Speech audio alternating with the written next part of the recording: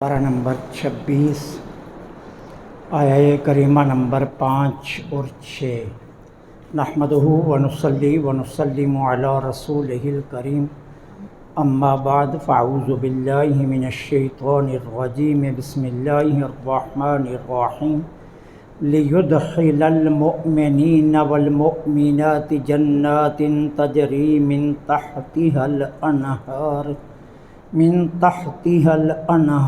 خالدین فیہا ویکفر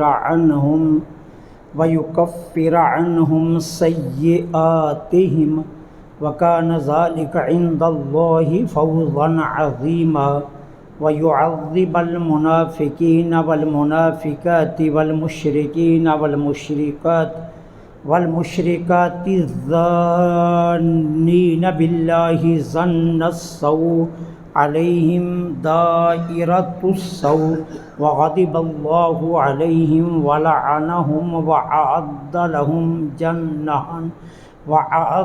لہم جہنم وساءت مصیرا۔ صدق اللہ العظیم۔ لیدخل المؤمنین، تاکہ داخل کرے ایمان والے مردوں کو، والمؤمنات اور ایمان والی عورتوں کو، جنات ایسے باغات میں تجری بہہ رہی ہیں، من تحتہا جن کے نیچے انہار نہریں، خالدین فیہا یہ اس میں ہمیشہ رہیں گے، ویکفر اور دور کر دے عنہم ان سے سیئاتہم ان کے گناہوں کو، وکانا اور ہے ذالک یہ عند اللہ اللہ کے ہاں فوزا عظیما بہت بڑی کامیابی، ویعذب المنافقین اور تاکہ اللہ عذاب دے منافق مردوں کو، والمنافقات اور منافق عورتوں کو، والمشرکین اور مشرک مردوں کو، والمشرکات اور مشرک عورتوں کو، الظانین باللہ جنہوں نے گمان کیا اللہ کے متعلق، ظن السوء برا گمان، علیہم انہی پر ہے دائرۃ السوء اس برے گمان کی گردش، وغضب اللہ علیہم اور اللہ ان پر غضبناک ہوا، ولعنہم اور ان پر اللہ کی لعنت، وعد اور تیار کیا ہے لہم ان کے لیے جہنم جہنم کو، وساءت مصیرا اور یہ بہت برا ٹھکانہ ہے۔ جب حدیبیہ سے نبی کریم صلی اللہ علیہ وسلم مسلمانوں کے ہمراہ واپس مدینہ طیبہ میں تشریف فرما ہوئے تو اللہ تعالی عز و جل نے سورہ فتح کی ابتدائی 2 آیات کو ابتداءً نازل فرمایا۔ اب جب اللہ تعالیٰ نے فرمایا لیغفر لک اللہ ما تقدم من ذنبک وما تأخر، کہ تاکہ اللہ آپ کے صدقے آپ کے اگلے پچھلوں کے گناہوں کو معاف فرما دے اور آپ کے خلاف اولا کام اللہ وہ بھی معاف فرما دے، تو صحابہ حضور کی بارگاہ میں حاضر ہوئے، یا رسول اللہ ہمارے ماں باپ آپ پر قربان ہو جائیں صلی اللہ علیہ وسلم، یہ تو اب یقینی ہو گیا کہ اللہ آپ کے ساتھ کیا کرے گا، وہ تو اللہ نے اس آیہ میں اعلان فرما دیا، اب آپ کے لیے تو فتح مبین کی بشارت بھی ہے اور اللہ کی جانب سے قطعی معصومیت کا اعلان بھی ہو گیا ہے۔ حضور ہم بھی تو آپ کے ساتھ ہی تھے حدیبیہ میں، ہمارے لیے کیا حکم؟ آپ کے لیے تو حکم آ گیا، اب ہمارے لیے کیا حکم ہے؟ ہمیں بھی کوئی انعام ملے گا یا نہیں ملے گا؟ تو اللہ تعالیٰ نے صحابہ کے اس سوال کے جواب میں آیہ کریمہ نمبر 5 نازل فرمائی، لیدخل المؤمنین والمؤمنات، محبوب ایمان والوں کے لیے کیا ہے؟ اللہ ایمان والے مردوں اور ایمان والی عورتوں کو جنت میں داخل فرمائی، کیونکہ کچھ خواتین بھی تھیں نا ساتھ، تو اس لیے مومنات کا لفظ آئے۔ اللہ ایمان والے مردوں کو اور ایمان والی عورتوں کو ایسے باغات میں داخل فرمائے گا جن کے نیچے نہریں، اب کیا ہو گیا؟ وہ صحابہ جو حدیبیہ میں شامل تھے ان کی قطعی بخشش کا اعلان بھی آ گیا۔ یہ اللہ تعالیٰ نے ان کی قطعی یقینی بخشش کا اعلان کر دیا۔ محبوب جو آپ کے ساتھ تھے، اللہ نے ان کو جنت میں داخل کرنے کا فیصلہ فرما دیا۔ اب حضور کی قطعی معصومیت کا اعلان ہوا اور صحابہ کی قطعی بخشش کا اعلان ہو گیا۔ وَيُكَفِّرَ عَنْهُمْ سَيِّئَاتِهِمْ، دوسرا انعام کیا ہے؟ اللہ ان کے سارے گناہوں کو ان سے دور فرما دے گا۔ اور یہ چھوٹی نہیں، کہا گیا یہ اللہ کے ہاں بہت بڑی کامیابی۔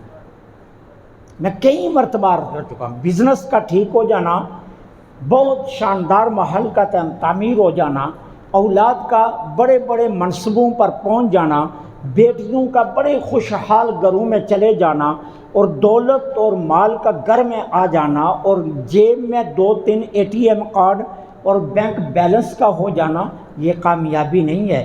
کامیابی کس کا نام ہے؟ آپ کی جیب میں ایک کھوٹا سکہ بھی نہ ہو، لیکن آپ کا رب اگر آپ سے خوش ہے تو آپ کامیاب ہیں۔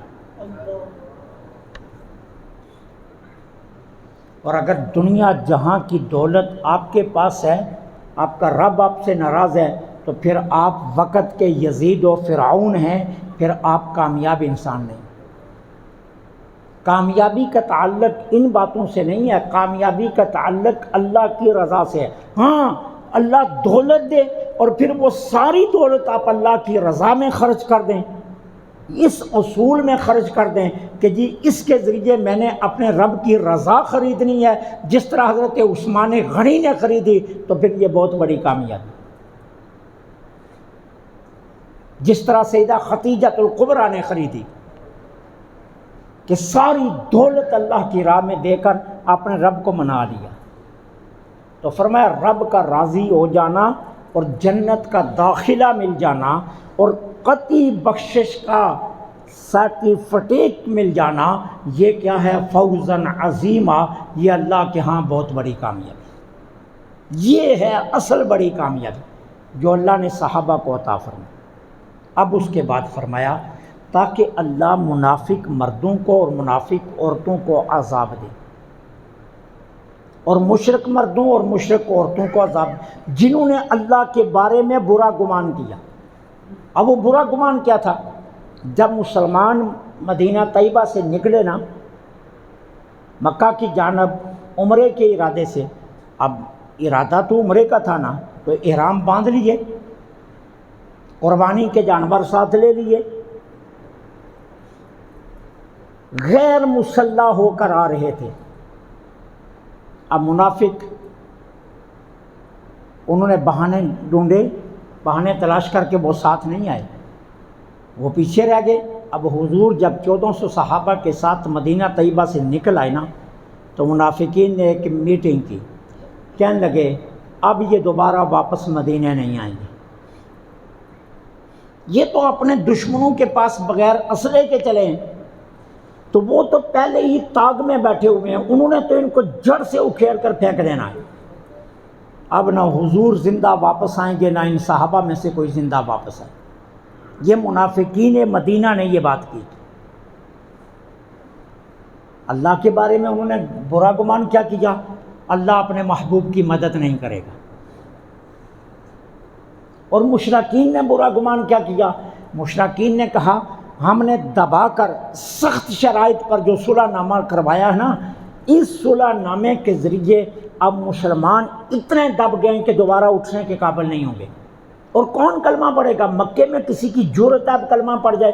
جب اسے پتہ چلے گا کہ اگر میں مکہ میں رہتا ہوں تو کافر ماریں گے، مکہ چھوڑتا ہوں تو مدینے والے شرط کے مطابق واپس بھیج دیں گے، میرے لیے تو دنیا میں جگہ ہی کوئی نہیں ہے۔ شرط تو یہی لکھی گئی تھی نا کہ اگر مکے سے کوئی مدینہ جائے گا تو آپ اسے واپس دے دیں گے، اور اگر مدینے سے واپس کوئی مکے آئے گا تو ہم واپس نہیں کریں گے۔ اب کہنے لگے اتنی سخت شرط کے بعد کسی کی جرأت ہے کوئی کلمہ پڑھ جائے گا؟ کوئی کلمہ نہیں پڑھے گا۔ کون پڑھے گا کلمہ؟ تو مشرکین نے یہ گمان کیا اور منافقین نے یہ گمان کیا کہ وہ بغیر اسلحے کے ارے چلے ہیں، انہیں کون اب واپس آنے دے گا زندہ؟ اب ایک مسلمان بھی واپس زندہ نہیں آئے گا۔ ان کا خیال تھا اللہ مدد نہیں کرے گا، ان کا خیال یہ تھا کہ ہم نے دبا اتنا دیا یہ دوبارہ اٹھ نہیں سکیں گے۔ اب اللہ کیا فرماتے ہیں؟ اللہ عذاب دے گا منافق مردوں، منافق عورتوں، مشرک مردوں، مشرک عورتوں کو۔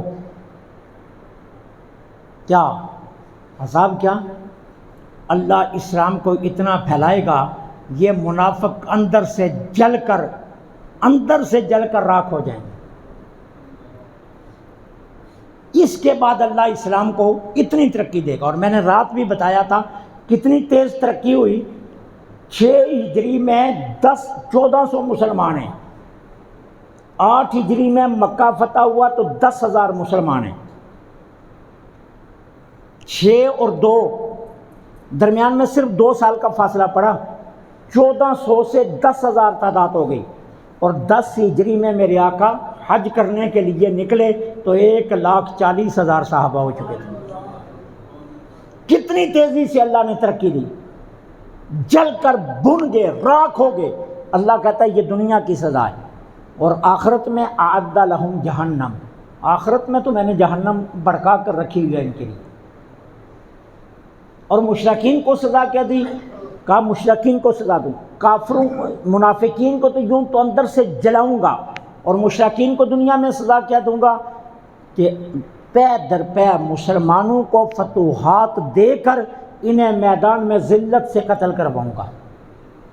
اب آپ کے سامنے ہے 6 ہجری میں حضور نے صلح حدیبیہ لکھی، 7 میں خیبر فتح ہو گیا، 8 میں مکہ فتح ہو گیا، اور 10 میں مسلمان اپنے عروج پر پہنچ گئے۔ اللہ نے پے در پے فتوحات کے دروازے کھول دیے۔ تو کہا اللہ ان مشرکین مردوں عورتوں کو بھی عذاب دے گا، دنیا میں بھی اور آخرت میں بھی، اور منافقین کو بھی۔ اور جن کا یہ خیال ہے اللہ اپنے محبوب کی مدد نہیں کرے گا، یہ کیسے ہے؟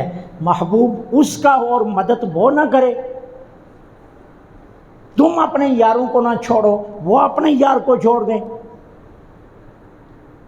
یہ بھی کبھی ایسا ہوا ہے؟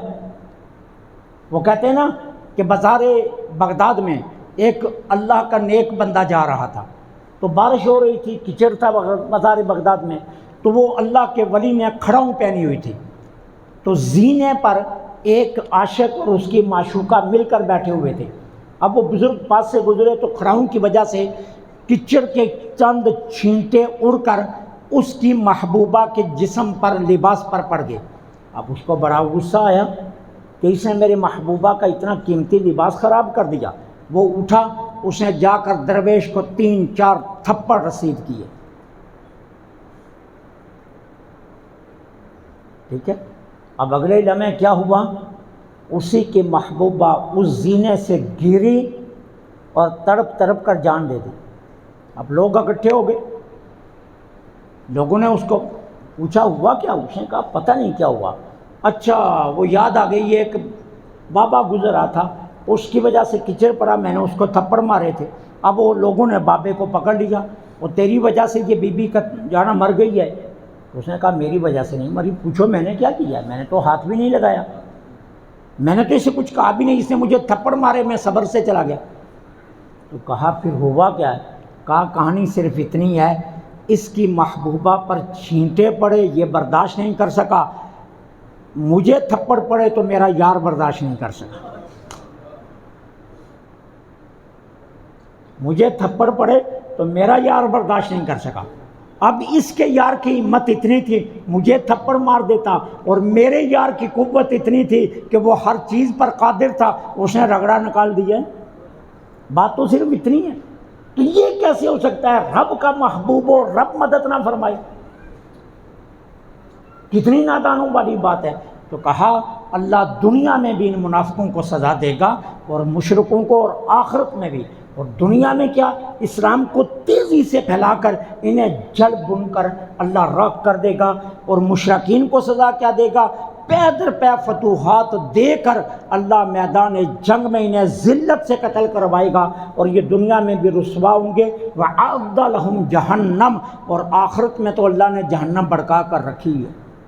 وَسَاءَتْ مَصِيرًا، اور یہ بہت برا ٹھکانہ ہے۔ لیکن اس سے پہلے دو سزائیں اور ہیں۔ غضب اللہ، اللہ ان سے ناراض ہو گیا، اللہ ان سے ناراض ہو گیا۔